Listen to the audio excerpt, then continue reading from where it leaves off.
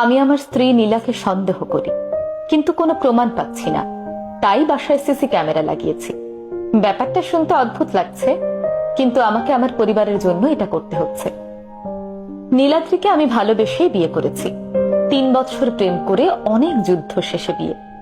কিন্তু আমি সংসারের জন্য দিনরাত কাজ করতে করতে আর বড় ছেলেটা আর ছোট মেয়েটা হওয়ার পর ভালোবাসা বলতে ওই ফেসবুকে ছবি আপলোড করে ভালোবাসি বলাতেই সীমাবদ্ধ হয়ে রইল।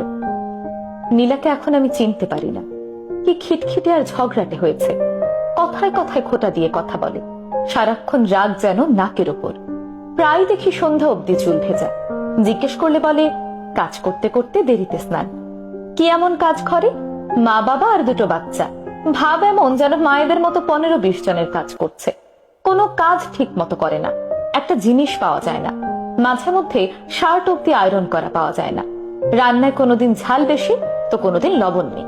সারাক্ষণ অনলাইনে থাকে। জিজ্ঞেস করলেই বলে একবার হয়তো ঢুকি আর অফ করা হয় না। তাই আমার সন্দেহ লাগে। তাই কালে চুপি চুপি সারা ঘরে ক্যামেরা লাগিয়েছি। অফিস থেকে বসে দেখব। আমি মনিটর অন করলাম। ফাইলগুলো নিয়ে চোখ বুলাচ্ছি। নীলা এখন রান্নাঘরে সকালে নাস্তার পরে থালা বাসনগুলো পরিষ্কার করছে। ফাইল থেকে চোখ তুলতেই দেখি নীলা বেডরুমে বিছানা গুছিয়ে রাখছে সব রুমে। অনিন্দ স্কুলে গিয়েছে। 2 বছরের মেয়ে টিয়া তখনও ঘুম। নীলা টিয়ার জন্য চুলায় খাবার বসিয়ে রুটি আর সবজি নিয়ে বসলো। আমরা তো অনেক আগেই নাস্তা করেছি। নীলা এখন নাস্তা করছে, সাথে মোবাইল নিয়ে অনলাইনে ঢুকলো। আমি এবার নড়ে চড়ে বসলাম। এইবার বুঝি ধরা খেলো বাঁচা ধন। রুটি কিছুটা মুখে নেওয়ার সাথে সাথেই টিয়া উঠে গেল। টিয়ার কাছে গিয়ে ওকে অনেকক্ষণ আদর করে ঘুম থেকে তুলে নিল। টিভির সামনে বসিয়ে দিল। একবার ওর খাবারটা খাচ্ছে, আবার রান্নাঘরে টিয়ার খাবারটা রেডি করছে। এইবার টিয়াকে খাওয়াতে নিল। টিভি দেখছে, দৌড়াচ্ছে, কত কিছু করছে। কিন্তু তখনও অনলাইন দেখাচ্ছে নীলাকে। ও কিন্তু তখন বাচ্চার পেছনেই ছুটছে। আমি কাজ করছি আর মনিটরে চোখ বুলাচ্ছি। মেয়ের খাবার শেষ হলো 1 ঘন্টায়। নীলা আমার কালকের শার্ট, প্যান্ট, ছেলের ড্রেস, মেয়ের অনেকগুলো ছোট ছোট ড্রেস সব তুলছে।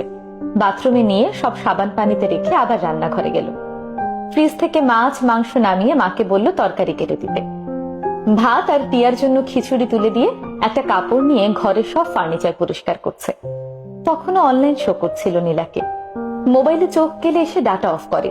কাজ করছে, আবার রান্নাঘরে গিয়ে রান্নাও দেখছে। চুলায় একদিকে তরকারি দিল, আবার খুব দ্রুত পেঁয়াজ কেটে চুলায় পেঁয়াজও দিচ্ছে, আবার একই সঙ্গে মাংস কাটছে।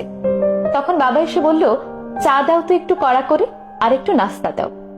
নীলা চুলায় তরকারি নাড়ছে, আবার বাবাকে খাবার দিচ্ছে।